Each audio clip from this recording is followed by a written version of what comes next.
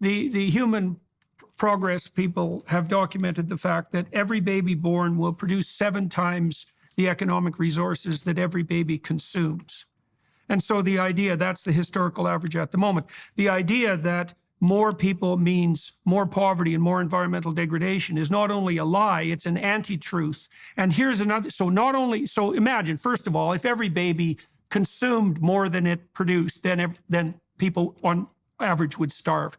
And on average, a far smaller proportion of people are starving than has ever been the case in the entire history of the planet. We're going to peak out at about 9 billion, and it's crystal bloody clear that we could manage that. And then there's going to be a precipitous decline. That's the demographic outlook, and that's within this century. Then here's so the idea that each person born produces less than they consume is a complete bloody lie. It's out by a factor of 7. And then here's the clincher. This is so staggering.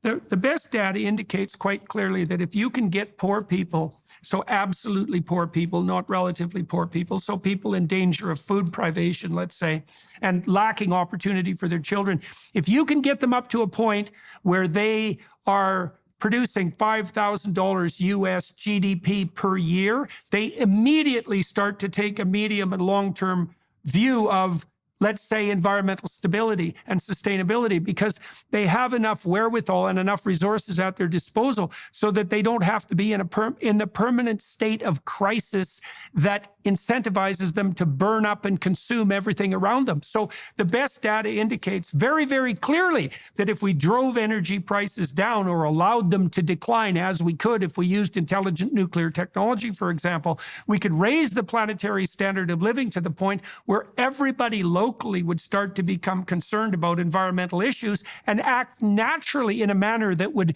provide for a more sustainable world.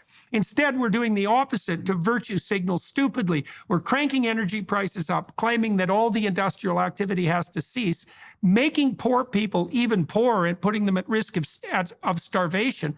All that's going to do, as it's already started to do in Germany, is make both the economy and the environment worse, and it's going to breed, well, more and more uprising of the sort that we're seeing everywhere. You couldn't imagine a more counterproductive agenda, and to say it again, counterproductive even by the standards of the people who are hypothetically putting the agenda forward. It's like, why the hell would you oppose nuclear power?